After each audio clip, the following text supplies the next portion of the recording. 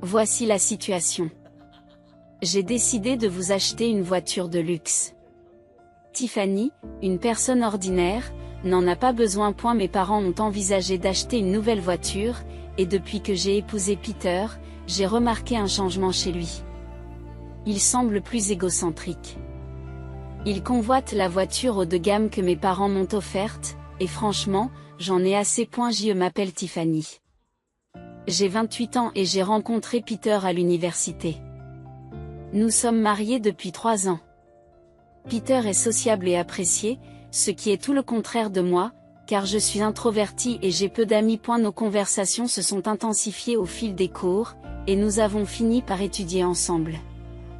L'intérêt de Peter pour moi était inattendu, mais il m'a pris par surprise lorsqu'il m'a demandé de sortir avec lui. J'étais folle de joie et j'ai immédiatement dit oui, ce qui a marqué le début de notre relation. Ce qui m'a attiré chez Peter, c'est son charme, sa gentillesse et son dévouement à ses études. Cependant, la situation aurait pu être différente pour lui, car il avait de nombreuses amies séduisantes et élégantes, et il ne lui aurait pas été difficile de trouver une autre petite amie. Un jour, je lui ai courageusement demandé s'il pensait vraiment que j'étais celle qu'il lui fallait. Il a semblé déconcerté et s'est demandé pourquoi je posais une telle question. J'ai avoué mon manque de confiance et j'ai cherché à comprendre pourquoi il m'avait choisi. Après une pause, il m'a répondu qu'il se sentait bien avec moi. Sa réponse m'a laissé insatisfaite, mais avant que je puisse m'exprimer davantage, il a semblé irrité et s'est distrait avec son téléphone. Ne voulant pas en arriver à une dispute, j'ai laissé tomber le sujet, lui donnant raison et m'excusant d'en avoir parlé, même si j'avais encore des doutes. Au fil du temps, notre relation s'est poursuivie. Sans heurts. Nous avons terminé l'université. Nous nous sommes mariés et nous nous sommes installés dans un appartement. J'ai trouvé un emploi dans une entreprise standard, tandis que Peter poursuivait ses études et ses recherches. Lorsque j'ai annoncé nos fiançailles à ma mère, elle était ravie, même si elle a admis qu'elle commençait à s'inquiéter de savoir quand je présenterais un petit ami. Bien que je me sois sentie coupable de ne pas avoir parlé de Peter plus tôt, ma mère a compris, reconnaissant ma nature indépendante.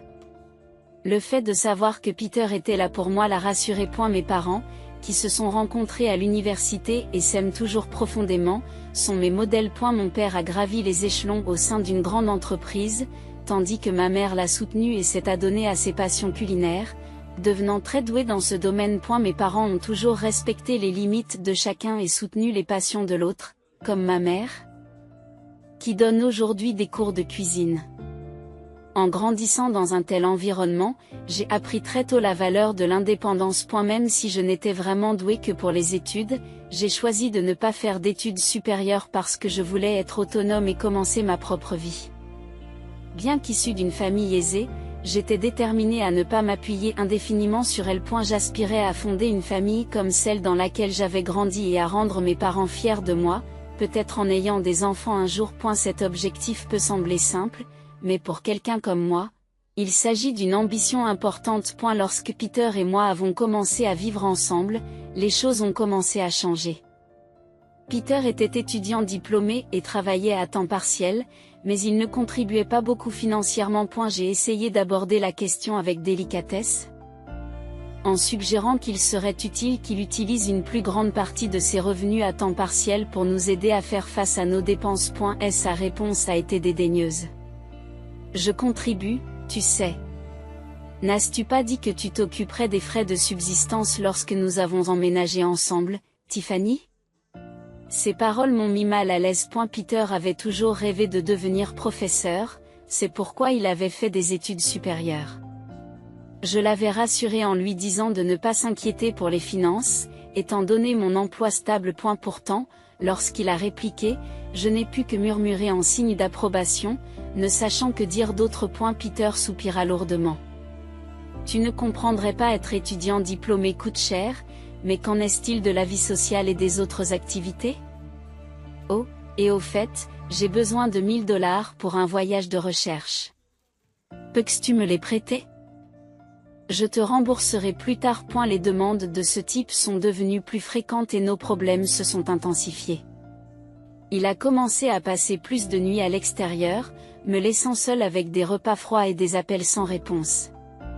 Lorsqu'il revenait à la maison de bonne humeur, j'étais trop indulgente. Parfois, à l'improviste, il me suggérait « Eh, Tiffany, tu te souviens que tu voulais aller quelque part ? J'ai congé demain. Allons-y. » Il me complimentait également sur ma cuisine, me donnant ainsi l'impression d'être apprécié. Chaque fois qu'il faisait preuve de gentillesse, je voyais le mariage heureux que je désirais, ce qui me faisait hésiter à affronter les problèmes. Pourtant, au fond de moi, je savais que ce n'était pas normal. Je me sentais de plus en plus seule et anxieuse, prise au piège dans un cycle de bonheur éphémère et de solitude prolongée. Je me sentais incapable de partager mes difficultés conjugales avec qui que ce soit. Je ne voulais pas affliger mes parents qui étaient sincèrement heureux de notre mariage. Cependant, ils ont probablement senti que quelque chose n'allait pas. Cela faisait un certain temps que je ne leur avais pas rendu visite, et lorsque je l'ai fait, mon père m'a proposé de rester pour dîner. Ma mère a préparé un repas somptueux pour me souhaiter la bienvenue. Au cours du repas, mon père a évoqué la visite récente de ma tante Laurie, qui avait exprimé le désir de me voir. Et elle l'a décrite comme étant toujours spontanée, un trait qui définissait sa nature vive, ambitieuse et indépendante. Je lui téléphonerai bientôt. Merci, papa, ai-je répondu, appréciant leur manière subtile de me reconnecter avec le soutien de la famille. Papa s'est souvenu de l'affection que tante Laurie me portait et du fait qu'elle se lamentait avec humour que Peter m'ait volé, alors qu'elle n'avait jamais eu l'intention de se marier. Avant que je ne rencontre Peter, Laurie était plus une confidente qu'une tante. Je pouvais discuter avec elle de choses que je ne pouvais pas aborder avec mes parents. Elle me comprenait profondément et était toujours là pour me soutenir. À eu début, j'avais été trop timide pour lui parler de ma relation avec Peter, mais j'étais maintenant impatiente de renouer le contact. Quelques jours après avoir rendu visite à mes parents, j'ai rencontré Laurie dans un café. Elle était toujours aussi élégante. En observant ma tenue, elle m'a gentiment conseillé « Tu sais, Tiffany, le mariage n'est que le début d'un voyage qui dure toute la vie d'une femme. Vous devez toujours vous sentir confiante et attirante. Quoi qu'il arrive. Vos vêtements peuvent faire une grande différence, alors n'oubliez pas de prendre soin de vous. » Puis, avec grâce, elle a bu une gorgée de son thé. Réalisant à quel point j'avais négligé mes intérêts, je me suis excusée de ne pas être restée en contact. Laurie s'est esclaffée et a répondu « C'est typique de toi, Tiffany. C'est bien d'être honnête et sérieuse, mais être trop timide provient généralement d'un manque d'expérience. Mais j'ai été ravie d'apprendre que tu avais trouvé quelqu'un de spécial. » Je me suis dit qu'enfin, Tiffany faisait un pas en avant. Cela faisait longtemps que je n'avais pas passé du temps avec quelqu'un pendant un jour de congé, et le temps était parfait, ce qui rendait cette sortie très nécessaire et rafraîchissante. Nous nous sommes installés sur la terrasse, profitant de la lumière chaude du soleil, et dans ce moment de tranquillité, je me suis sentie suffisamment à l'aise pour partager mes inquiétudes avec Laurie. À eu départ, j'avais cru que même quelqu'un d'aussi réservé que moi pourrait réussir une relation avec Peter, mais des doutes avaient commencé à assombrir mes pensées. Laurie a écouté attentivement toute mon histoire, hochant la tête avec empathie sans interruption. Lorsque j'eus terminé, elle me demanda gentiment « Je suppose que tu n'en as pas parlé à tes parents, n'est-ce pas, Tiffany ?» « Non, j'ai même hésité à vous le dire aujourd'hui, ai-je avoué. Je ne voulais pas reconnaître ma vulnérabilité à qui que ce soit. Je pensais que je devais être capable de me débrouiller seule pour être vraiment indépendante. Je sais que si maman et papa l'apprenaient, ils voudraient probablement que je rentre à la maison immédiatement. Je veux donc essayer de m'en sortir autant que possible par moi-même. Laurie a respecté mon souhait de gérer les choses de manière indépendante et n'a pas insisté davantage. Cependant, elle m'a assuré que si tu avais vraiment besoin d'aide, tu me le dirais d'abord. Si ma chère Tiffany me demande de l'aide, je serai là pour toi, où que je sois. Un mois plus tard, ma mère m'a appelé par hasard. Quand tu auras le temps, tu pourras venir chez moi? Ce n'est pas urgent. Comme j'avais congé le lendemain, j'ai décidé de rendre visite à mes parents. En m'approchant, j'ai remarqué une nouvelle voiture garée dans l'allée, ce qui a suscité mon excitation. Papa, cette voiture est neuve? Tu viens de l'acheter? Je peux aller faire un tour? Plaisantais-je. Mon excitation était palpable à propos de la belle voiture. Ne t'inquiète pas pour ça. Cette voiture est pour toi, Tiffany. Utilise-la comme tu veux. Elle te sera utile. Maman m'a chuchoté. Nous avons vu cette voiture dans une publicité à la télévision et tu as dit que tu l'aimais bien. Se souvient papa en souriant chaleureusement. Alors, c'est notre cadeau pour toi. Tu as traversé une période difficile ces derniers temps? Alors nous voulions te remonter le moral. Et si les choses deviennent difficiles, tu n'as qu'à conduire cette voiture et tu pourras rentrer à la maison quand tu voudras. Et la voiture que mon père m'a offerte était un SUV d'une marque internationale renommée, un geste attentionné qui m'a apporté un sentiment de liberté et de soutien. Mon père avait même réservé une place de parking près de mon appartement pour le nouveau SUV. Jerry, incrédule, à peine capable de saisir la gentillesse de ce geste. Plus tard, alors que je conduisais en ville, j'ai fouillé dans ma poche, trouvé la clé de la voiture et appuyé sur le bouton. Les lumières du SUV ont clignoté autour de moi. C'est alors que j'ai entendu une voix familière venant de l'arrière. Qu'est-ce que c'est que cette voiture? Je me suis retournée pour voir Peter, mon mari, qui n'était pas rentré à la maison depuis un certain temps. J'avais l'impression que nous vivions des vies séparées. Sa présence me laissa momentanément sans voix alors qu'il regardait la voiture avec un sourire suffisant. Ah, je vois. Un cadeau de tes parents, c'est ça? Chaque fois que je me trouvais face à Peter, je luttais pour trouver ma voix, mais j'étais fatiguée de me sentir diminuée. Peter, tu n'en as plus rien à faire? Est-ce que tu te soucies seulement de moi? J'ai réussi à dire, en rassemblant mon courage. C'est alors que Peter a lâché une bombe. Tu réalises maintenant que tu pensais que je t'aimais pendant tout ce temps? C'est ridicule de voir à quel point tu es pleine d'espoir. Son rire moqueur résonna à mes oreilles. Quelque chose en moi a craqué et j'ai répliqué plus fort que d'habitude. Alors pourquoi m'as-tu épousé? Il m'a répondu froidement, waouh, tu vas être aussi froid à ce sujet? Je n'arrivais pas à croire les mots qui sortaient de sa bouche. Alors, m'épouser n'était qu'un ticket repas pour toi, hein? Et maintenant, tu veux aussi la voiture, parce qu'elle a été gaspillée pour moi, c'est vraiment génial. Peter ne semble pas s'émouvoir de la violence de ses paroles. Et avec une indifférence qui fait froid dans le dos, il ajouta, tu sais que nous allons divorcer. Sans moi, tu ne trouveras jamais d'autre homme. Réfléchis bien. Sur ces mots durs, il est parti sans un regard en arrière, me laissant à la fois en colère et le cœur brisé. Assise sur le siège du conducteur, j'avais mal à la tête et j'essayais de me calmer. J'ai fini par appeler ma tante Laurie pour lui demander conseil. Après quelques jours de réflexion, j'ai accepté le divorce et je suis retournée vivre chez mes parents.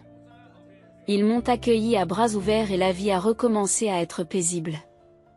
Cependant, cette paix a été de courte durée. Un après-midi, Peter s'est présenté chez mes parents, accompagné de ses parents. Ils se sont tous assis dans le salon et le père de Peter a pris la parole d'un ton sévère. Nous sommes ici pour parler du divorce de notre fils. Lorsque les discussions sur le divorce ont commencé, Tiffany a lancé un avertissement sévère à Pierre.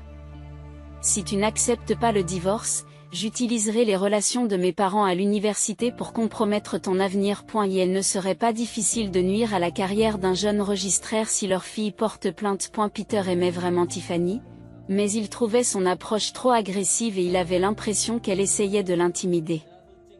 Nous pourrions facilement contester le divorce. S'est défendu le père de Peter, se sentant trahi par Tiffany. Sous son apparence simple, elle est manipulatrice et cupide. Pauvre Peter. J'ai entendu dire qu'elle l'avait payé pour qu'il garde ses distances. Elle a dû s'occuper d'autres hommes. Nous devrions saisir le tribunal des affaires familiales et affirmer que Peter a été contraint par sa femme. Cependant, s'il y a des excuses sincères, les choses pourraient être différentes. Par exemple, si Tiffany renonce à la voiture qu'elle conduisait, les choses pourraient s'arranger. Peter et ses parents écoutent en silence, absorbant les protestations de son père. Soudain, On a sonné à la porte et ma mère a répondu. Tante Laurie apparut derrière elle alors qu'elle retournait dans le salon. Désolée, je suis en retard. Comment se passe la discussion? La famille de Peter avait rencontré Laurie une fois à mon mariage. Que est-ce que vous faites là? C'est impoli de débarquer comme ça. Nous sommes occupés en ce moment. Les étrangers doivent partir, objecte la mère de Peter. Non, ne soyez pas comme ça. Réplique Laurie, imperturbable. Vous avez entendu parler du divorce de Peter? N'est-ce pas? Comment une étrangère comme toi pourrait-elle être au courant? J'ai été informée par mon frère tout à l'heure. Je ne pouvais pas manquer un moment aussi important pour ma chère nièce. Vous êtes probablement ici pour empêcher le divorce ou pour de l'argent. Quelqu'un a accusé. Peux-tu encore dire cela après avoir vu ça?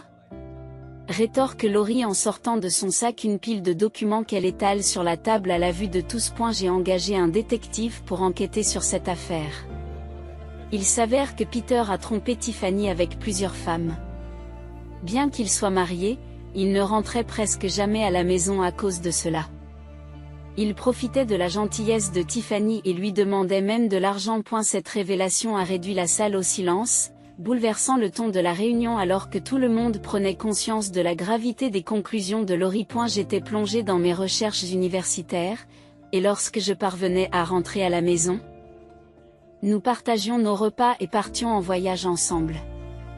Nous avions l'air d'un couple marié comme les autres, non? Tiffany, dis quelque chose. Implore Peter, la voix empreinte de désespoir. Peter, tu n'as pas besoin de te défendre. Nous allons nous en occuper. Ce n'est pas de ta faute. Le rassure rapidement son père. C'est bien cela. Ces documents venus d'on ne sait où sont sûrement fabriqués.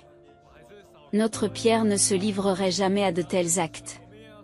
C'est un fils gentil et remarquable, protesta sa mère avec véhémence. Tu es peut-être gentil avec tes parents, mais il semble que ta gentillesse ne s'étende pas au-delà. Tel père, tel fils. En effet. Intervint vivement tante Laurie. Puis elle a sorti une photo des documents.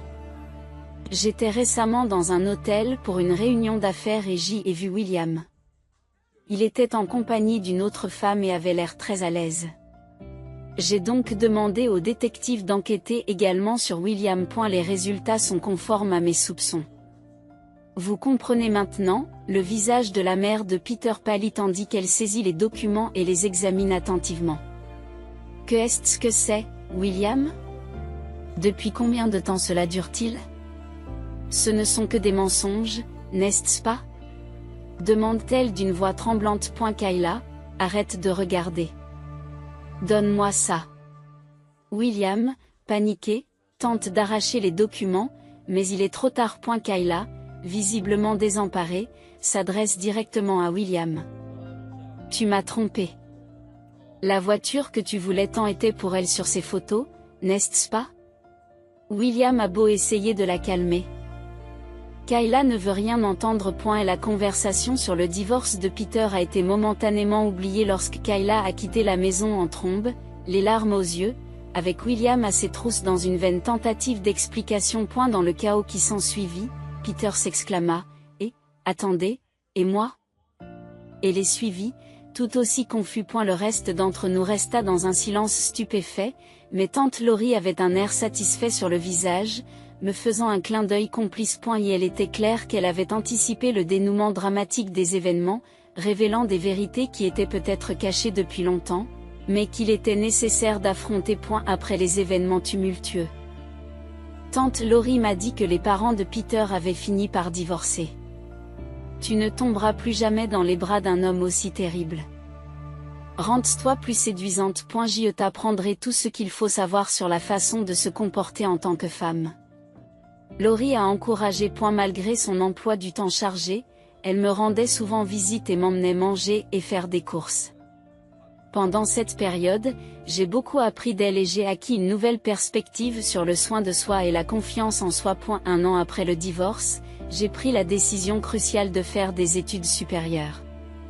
Je me suis consacrée à mes études et à mon développement personnel, ce qui a été une période de transformation pour moi. Le temps a passé vite et un jour, alors que je me trouvais à un carrefour, j'ai entendu quelqu'un m'appeler par mon nom. Je me suis retournée pour trouver Peter. Cela fait longtemps. Tu as beaucoup changé, n'est-ce pas? Me dit-il. Avec une pointe de surprise dans le ton.au début, je l'ai à peine reconnu. Aux yeux de Peter, la femme qu'il connaissait comme son ex-femme ordinaire s'était transformée en quelqu'un d'étonnamment beau et sûr de lui. Entre-temps, la vie de Peter s'était dégradée à la suite du scandale du divorce public de ses parents. Et elle avait abandonné ses études supérieures car ses parents, William et Kayla, avaient cessé de le soutenir financièrement en raison du chaos qu'il avait provoqué, ayant du mal à payer ses frais de scolarité et de subsistance. Et la vie insouciante qu'il menait autrefois n'est plus qu'un lointain souvenir. Les femmes qui s'étaient intéressées à lui s'étaient éloignées, et sa gloire passée s'était dissipée presque du jour au lendemain. Il se tenait maintenant devant son ex-femme, qui semblait complètement transformée. Alors que Peter s'apprêtait à suggérer de rattraper le temps perdu, un homme s'est approché de nous. Désolé pour l'attente. Était-ce vous un ami de Tiffany? Demanda-t-il. C'était Kevin, l'homme que je fréquentais depuis peu. Son arrivée tombait à pic, soulignant le nouveau chapitre de ma vie dont Peter ne faisait plus partie. Pendant que je sortais avec Kevin, un groupe de femmes qui se trouvait à proximité n'a pas pu s'empêcher de le remarquer. Ce type est très beau, n'est-ce pas? Il est si grand, pourrait-il être mannequin? Ont-elles commenté, admirant l'apparence frappante de Kevin. Kevin, remarquant ma brève interaction avec quelqu'un de mon passé, a subtilement salué Peter d'un signe de tête. C'est quelqu'un de mon passé, mais ce n'est pas grave, nous avons fini de parler. Allons-y, voulez-vous, dit Kevin en me prenant la main. Peter est resté stupéfait tandis que Kevin m'emmenait par la main avec assurance. Sans plus penser à Peter, Kevin et moi nous sommes dirigés vers le passage piéton. J'y gardais le regard droit devant moi, concentré sur le chemin devant nous et sur l'avenir qui nous attendait, sans même regarder en arrière une seule fois pendant que nous partions.